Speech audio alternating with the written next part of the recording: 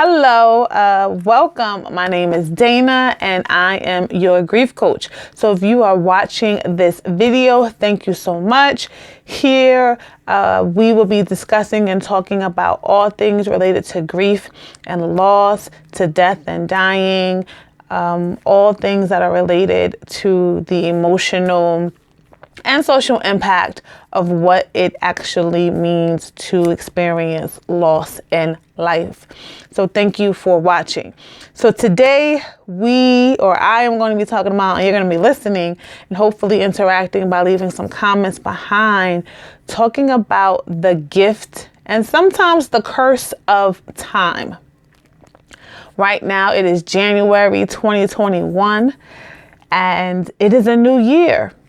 And not everyone celebrated or joyfully entered into 2021, given all that was experienced in 2020. And it made me begin to look at and think about again when in this reference of time.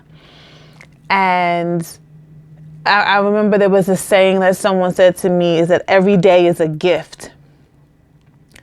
And there's just some days that we want to return the gift, right? There are some days we want to exchange the gift and be like, I want to exchange this day for another day. You know what? You can have this day back. I want another day. And we don't really get that ability with time, with 24 hours that we have been given. People say that time is a commodity. People say that time is, is precious. People say that you have to pay me for my time. There are individuals who use or who appreciate spending time with someone as a love language. So it doesn't have a price tag. It's just the ability to be with someone that is enough for me. That shows me that you care and you're loving towards me, is the ability to spend time with me. So let's go a little bit further with time. So this is going to get a little bit spiritual as well. So my upbringing and past has been around Christianity. And it was this distinction between Kronos and Kairos. And the Kronos time is what we chronologically look at time being, right? There are 12 months in a year, 365 days, not including a leap year, right? And so, 10 years make a decade, right? So, excuse me, there's some chronological benchmarks, right, that expand and looks at what time is. But then there's something that's called the Kairos time. And the Kairos time is all based around divinity and spirituality and around God's time. That even though humans, we know that there's 24 hours in a day, or we know that incrementally you have to, let's say, go through college or go through an educational basis, that there's 4 years of that. And that's the chronological. And then the Kairos is like, God may say, you know what, you might get skipped. Or God's timing, as people say, God's timing isn't always our timing, because God, the supreme being, the divine one, whatever you choose to identify that title to, is not subjective to our human timetable. And I'm going to throw in a third element of ancestral time in terms of the Syncophant time. So the Sankofa time is that ability where you look backwards and forwards, because time is not linear. Time is this circular, and it's not even just circular. It's this free-flowing space and dimension where you can dwell in the past and yet dwell in the present and then project into the future. So it's this dance that comes in between the different present, past, and the future.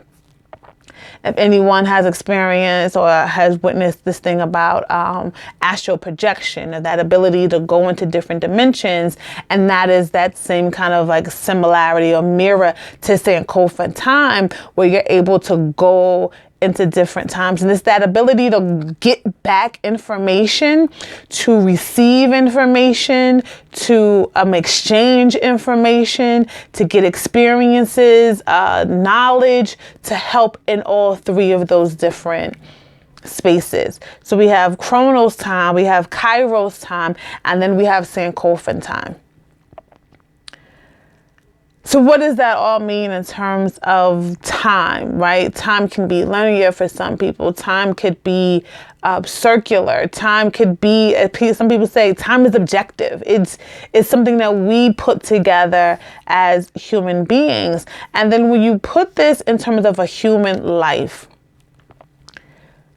life is meant to be lived, right? And we attach meaning as we go through this thing called life. And as we get up and move through this thing that we call life, in terms of grief and loss, is defining and or redefining your life, defining or redefining what joy looks like into your life.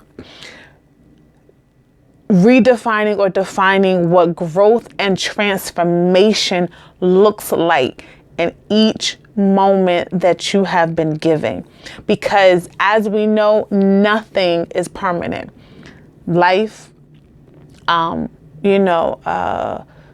employment is not permanent. Relationships are not permanent. All of the things that we do in life is not permanent. As some people say, the only thing that is permanent is death, is the transitioning, is the ascension of. That is what's guaranteed in this life. But everything else, it has an expiration date. It has a shelf life too. And we learned how to navigate through time. My father had said something which I think really for me hits the nail on the head in terms about grief, loss, and time. And he said, the pain lessens, but the grief continues. I'll say it again. The pain lessens, but the grief continues. So there is what they call like the myths of grief and loss, is that time does not heal all wounds. We learn how to deal with time, and we learn how to deal with grief through time. And what my father is saying is that the sting of death, right? The sting of not having definitely hurts.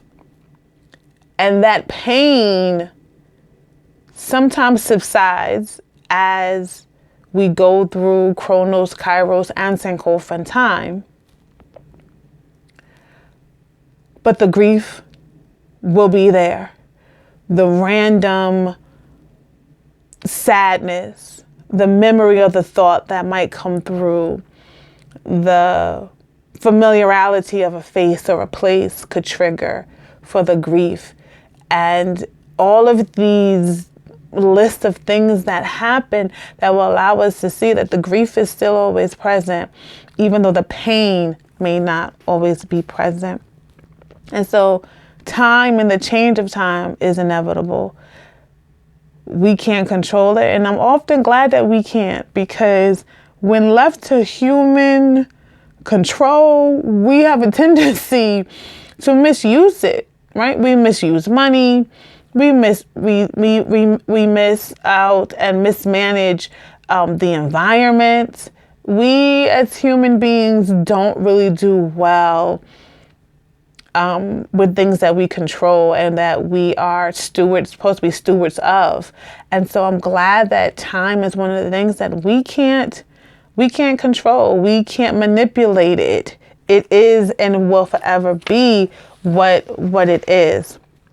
And so as you go through this journey of grief and growth, transformation, you will figure out what transformation looks like for you. How can you begin to grow and grow freely? There is a plant that, or a flower that I came across in my different studies. And it's a plant that's called yesterday, today, and tomorrow. And I was so shocked. I was so shocked that, we have a plant, we have a flower that we call yesterday, today, and tomorrow.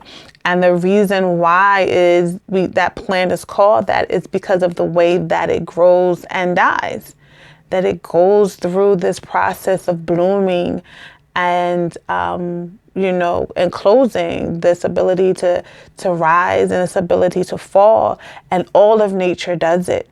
And so this plant, yesterday, today, and tomorrow, really the meaning of it focuses on living with a purpose and living with meaning, living each day with love in your heart.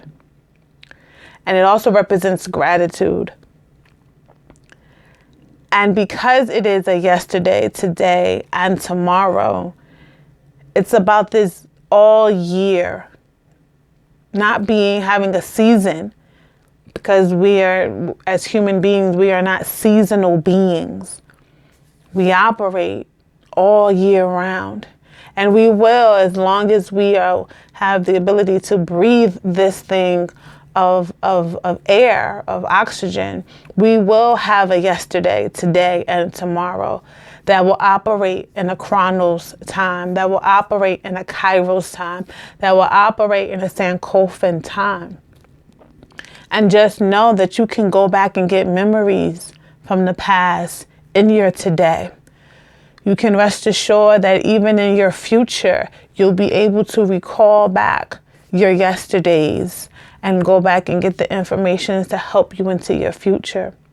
There are memories. There are the abilities to pinpoint how we were feeling and how we were thinking and how we were operating to help us and to help others in this process. So in closing, excuse me, in closing, I want to offer that you use the gift of time to the best of your ability. That you have the ability, that you have the ability to use this gift of time as a gift and not a curse. That you navigate through time with ease. That you have the ability, and you will have the ability, to learn yourself in this new stage and phase of your life. And it is my prayer that you grow upwards and outwards into who you are in this new experience, that you defined it and no one else, that you live by it and no one else, that you allow yourself to feel it and be it, regardless of what people put around you as expectations. So I hope and pray that this video has been helpful. Please provide comments. Please share with other people. And until we meet again, I will see you soon.